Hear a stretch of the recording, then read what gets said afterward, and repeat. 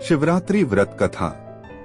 महाशिवरात्रि के विषय में भिन्न भिन्न मत हैं। कुछ विद्वानों का मत है कि आज के ही दिन शिवजी और माता पार्वती विवाह सूत्र में बंधे थे, जबकि अन्य कुछ विद्वान ऐसा मानते हैं कि आज के ही दिन शिवजी ने कालकूट नाम का विष पिया था, जो सागर मंथन के समय समुद्र से निकला था। ज्ञात है कि यह समुद्र मंथन देवताओं और असुरों ने अमृत प्राप्ति के लिए किया था। एक शिकारी की कथा भी इस त्योहार के साथ जुड़ी हुई है कि कैसे उसके अनजाने में की गई पूजा से प्रसन्न होकर भगवान शिव ने उस पर अपनी असीम कृपा की थी।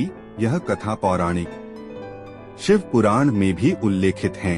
आइए कथा प्रारंभ करते हैं। प्राचीन काल में किसी जंगल में एक गुरुद्रुह नाम का एक शिकारी रहता था, जो जंगली जानवरों का शिकार करता तथा अपने परिवार का भरण पोषण किया करता था। एक बार शिवरात्रि के दिन जब वह शिकार के लिए निकला, पर संयोगवश पूरे दिन खोजने के बाद भी उसे कोई शिकार न मिला। उसके बच्चों, पत्नी एवं माता पिता को भूखा रहना पड़ेगा, इस बात से वह चिंतित हो गया। सूर्यास्त होने पर वह एक जलाशय के समीप गया और वहां एक घाट के किनारे एक पेड़ पर थोड़ा सा जल पीने के लिए लेकर चढ़ गया, क्योंकि उसे पूरी उम्मीद थी कि कोई न कोई जानवर अपनी प्यास बुझाने के लिए यहाँ जरूर आएगा। वह पेड़ बेलपत्र का था और उसी पेड़ के नीचे शिवलिंग भी था, जो सूखे बेलपत्रों से ढके होने के कारण दिखाई नहीं दे रहा था।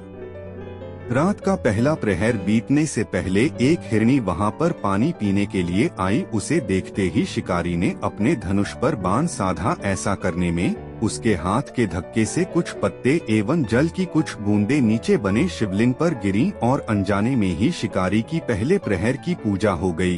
हिरनी ने जब पत्तों की खड़खड़ाहट सुनी तो घबराकर ऊपर की ओर देखा और भयभीत होकर शिकारी से कांपते हुए स्वर में बोली, मुझे मत मारो। शिकारी ने कहा कि वह और उसका परिवार भूखा है, इसलिए वह उसे नहीं छोड़ सकता। हिरनी ने वादा किया कि वह अपने बच्चों को अपने स्वामी को सौंप कर लौट आएगी, तब वह उसका शिकार कर ले। शिकारी को उसकी बात का विश्वास नहीं हो रहा था। उसने फिर से शिकारी को यह कहते हुए अपनी बात का भरोसा करवाया कि जैसे सत्य पर ही धरती टिकी है, समुद्र मर्यादा में रहता है और झरनों से जल धाराएं गिरा करती हैं, वैसे ही वह भी सत्य बोल रही है। क्रूर होने के बावजूद भी शिकारी को उस पर दया आ गई और उसने जल्दी लौटना कहकर उस हिरनी को जाने दिया।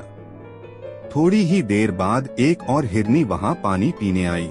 शिकारी सावधान हो गया, तीर सांधने लगा और ऐसा करते हुए उसके हाथ के धक्के से फिर पहले की ही तरह थोड़ा जल और कुछ बेलपत्र नीचे शिवलिंग पर जा गिरे और अनायास ही शिकारी की दूसरे प्रहर की पूजा भी हो गई।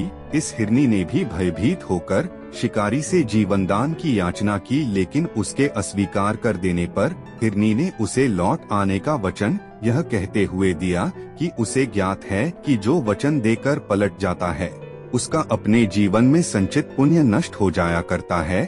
उस शिकारी ने पहले की तरह इस हिरनी के वचन का भी भरोसा कर उसे जाने दिया। अब तो वह इसी चिंता से व्याकुल हो रहा था कि उनमें से शायद ही कोई हिरनी लौट के आए और अब उसके परिवार का क्या होगा। इतने में ही उसने जल की ओर आते हुए एक हिरण को देखा। उसे देखकर शिकारी बड़ा प्रसन्न हुआ। अब फिर धनुष पर बाण चढ़ाने से उसकी तीसरे प्रहर की पूजा भी स्वतः ही संपन्न हो गई, लेकिन पत्तों के गिरने की आवाज से वह हिरण सावधान हो गया। उसने शिकारी को देखा और पूछा, तुम क्या करना चाहते हो? वह बोला, अपने कुटुंब को भोजन देने के लिए तुम्हारा वध करूंगा।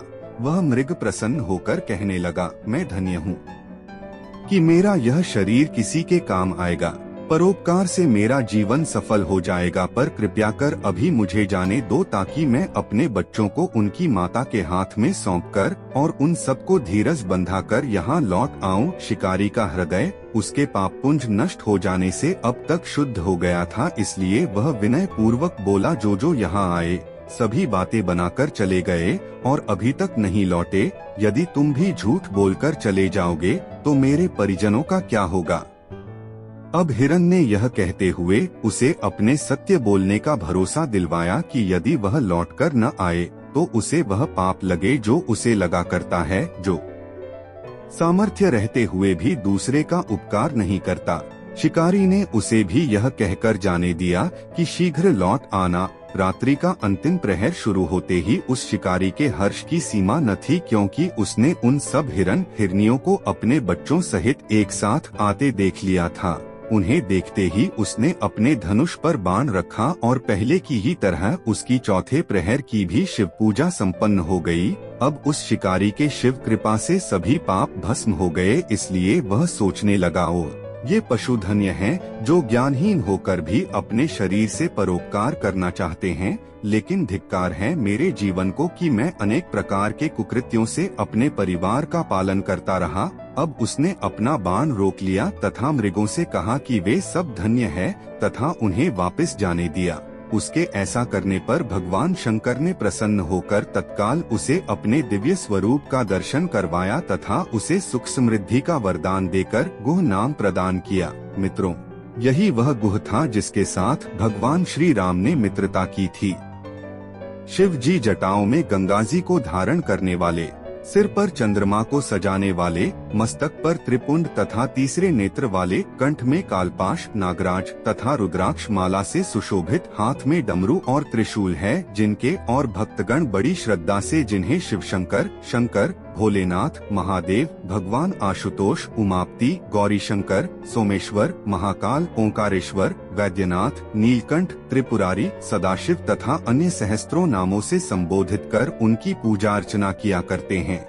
ऐसे भगवान शिव एवं शिवा हम सबके चिंतन को सदा सदैव सकारात्मक बनाएं एवं सबकी मनोकामनाएं पूरी करें। आप श्रोताओं ने अपना समय निकालकर महाशिवरात्रि की कथा सुनी, उसके लिए आप सभी का धन्यवाद। कथा पसंद आई हो तो हमारे चैनल सीताराम भक्त को लाइक, शेयर और सब्सक्राइब जरूर करें तथा कमेंट में ओम नमः शिवाय अवश्य लिखे। धन्यवाद।